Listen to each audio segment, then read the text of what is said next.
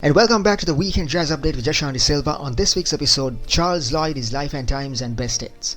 During this hour, we're going to be talking about some of his best albums of all time. Here's a quick recap of what's coming up. The first one's called Of Course, released in 1965. This one's a stirring compilation of music, a combination of spiritual and world music. Lloyd plays several instruments on this album, from piano to flute to alto saxophone to bass. Some of the notable tracks include Going to Memphis and One for Joan. Lovin' is a live album recorded in San Francisco in 1967. There's several highlights of this album: Lloyd's beautiful flute and tenor saxophone playing, Keith Jarrett's solos, and some great original compositions by Lloyd. And In the Soviet Union, released in 1970. So Charles Lloyd's band was one of the most popular jazz bands in the late 60s. One instance of this popularity was showcased during one of his quartet's live tours in the Soviet Union. The quartet takes us through a 6-part suite of beautiful melodies, beautiful compilation of music, and a historically significant album. So that was a quick recap of what's coming up during this hour, and this is the Weekend Jazz Update with Jashanti Silva. We're going for a short break. We'll be right back after that. Stay tuned. And welcome back to the Weekend Jazz Update with Jashanti Silva. On this week's episode, it's Charles Lloyd, his life and times and best hits. During this hour, we're going to be talking about more of his best albums of all time. The first one's called Of Course, released in 1965.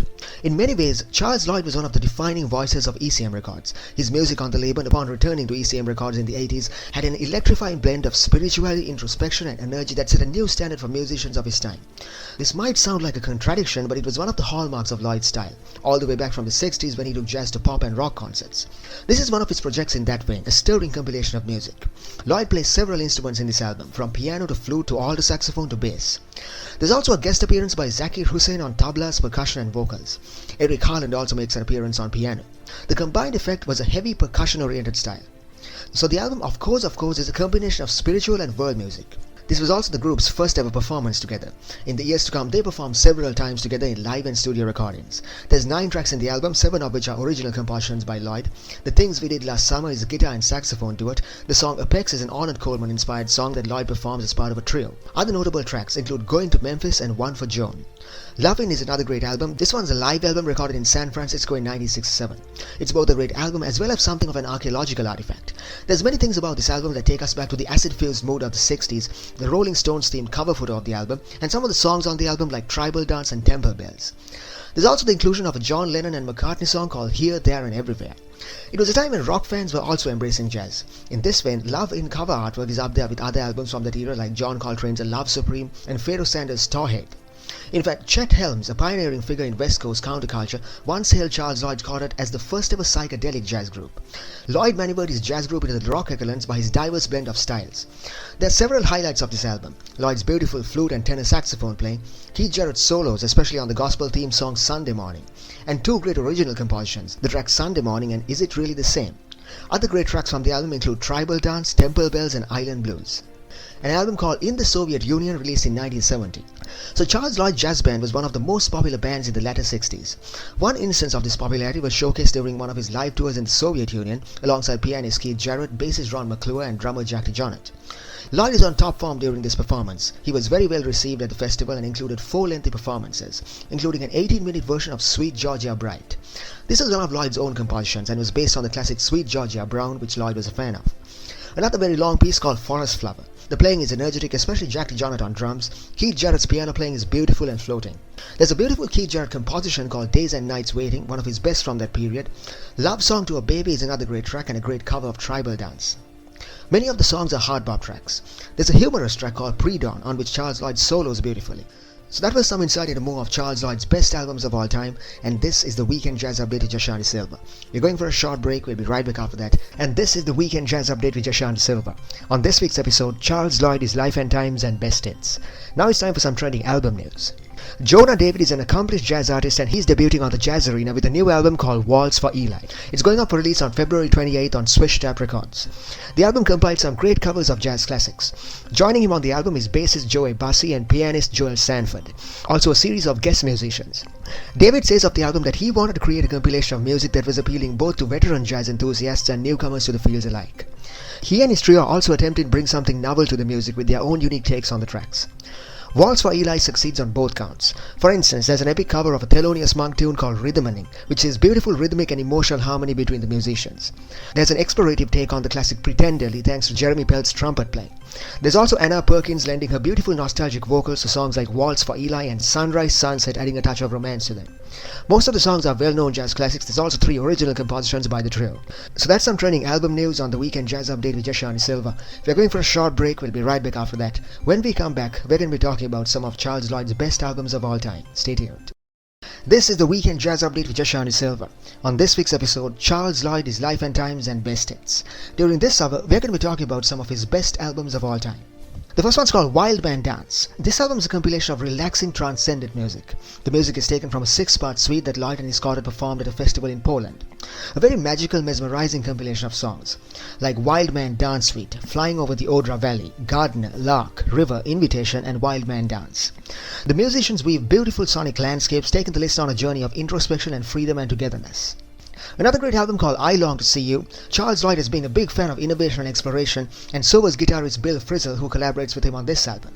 The music is a mashup of both familiar and lesser-known hits. The playlist features a series of traditional classics, also a Bob Dylan favorite.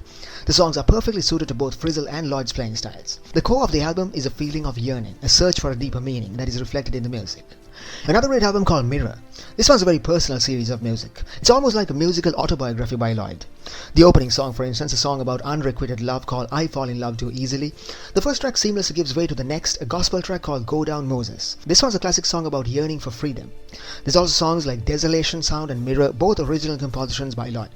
Many musicians tend to slow down with passing years, but in Lloyd's case it seemed to be the opposite. In just 5 years preceding this album, Lloyd delivered a plethora of mind-bending albums, from Mirror, a compilation of spiritual and classics and original compositions, to Athens Concert, a live concert featuring some great Greek musicians. Wild Man's Dance was Lloyd's first time returning to Blue Note Records long after his groundbreaking duet with pianist Michael Petrucciani in his first album of Blue Note Records called A Night in Copenhagen. The album got a lot of attention from fans and critics alike upon release. The music is taken from a 6-part suite that Lloyd and his quartet performed at a festival in Poland. A very magical, mesmerizing compilation of songs. Wild Man Suite, Flying Over the Odra Valley, Gardener, Lark, River, Invitation, and Wild Man Dance. Soft sounds build into more dynamic passages, while nostalgic saxophone melodies trace their way across the music as it gushes over the listener. There's also a lot of great solos in the album by each of the bandmates. The highlight of the album is the way different instrumentals are played out. For instance, there's Gerald Clayton on piano. His playing is a blend of contrasts, weightlessness and heavy, light and dark, rapid and slow-paced. Drummer Gerald Cleaver drives the music with a rhythmic sense of groovy drumming. There's also very mystic cymbal playing by Miklos Lukács. I Long to See You is another great album. Charles Lloyd has always been a fan of innovation and exploration. His musical legacy was founded on the creed of journeying beyond frontiers. And yet each of his musical ventures also feels like a return to the beginning, a homecoming of sorts. There's that elusive essence of his playing, a mix of the sound of return and the act of departure. Very few other musicians have that unique ability to bridge the gap between these two seemingly contradictory themes. Charles Lloyd was one of them, guitarist Bill Frisell was another. So that was the starting point of this album, a collaboration between Frisell and Lloyd. This album is their first collaboration together. The music is a mashup of both familiar and lesser-known hits. The band members collaborating are both from Frisell's band and Lloyd's quartet. There's bassist Ruben Rogers and drummer Eric Harlan from Lloyd's latter-day quartet. Also, guitarist Greg Lees is from Frisell's band.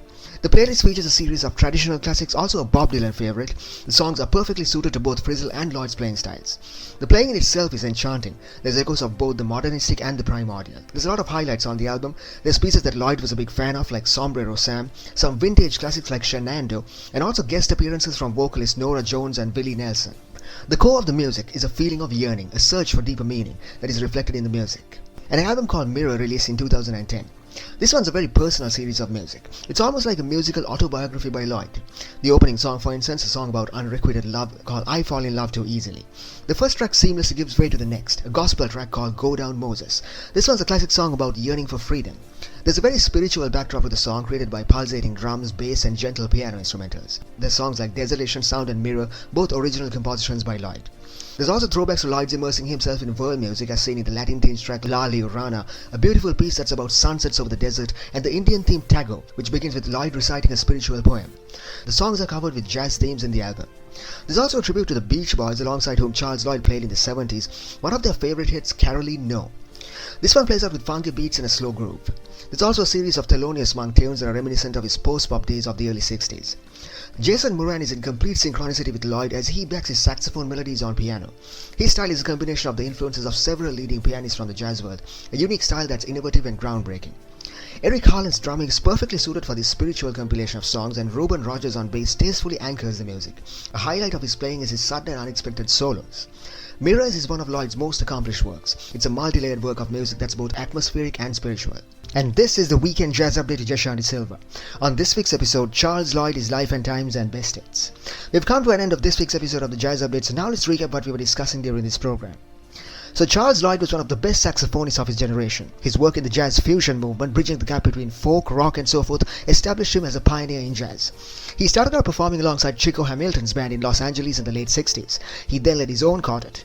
His music revolutionized the West Coast jazz scene. His albums established him as a leading tenor saxophonist of his time, with his blend of lyrics and spirituality and warm style of playing. So that was a bit of insight into his biography. Now let's talk about some of his best albums of all time. The first one's called Forest Flower, released in 1967. This album was recorded during a live performance at the Monterey Jazz Festival. The Charles Lloyd Quartet is seen here at the peak of their powers. Also, Charles Lloyd was one of the pioneers of the jazz fusion movement, and on this album also there's elements of jazz fusion in the music. The Sky Will Still Be There Tomorrow was released in 2024.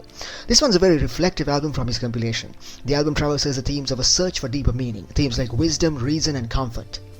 In the Soviet Union was released in 1970. So Charles Lloyd's jazz band was one of the most popular bands of the latter 60s. One instance of this popularity was showcased during one of his quartet's live tours in the Soviet Union. A beautiful compilation of music and historically significant album. And Lovin', released in 1967. There are several highlights of this album: Lloyd's beautiful flute and tenor saxophone playing, Keith Jarrett's solos and others. Also some great original compositions by Lloyd. So that was a quick recap of everything that we discussed on this week's episode of the Weekend Jazz Update with Jashanti Silva. Don't forget you can check out the archives of today's program on my YouTube channel, The Weekend Jazz Update with Jashan. So on that note, I'll see you again next week. Have a great week ahead.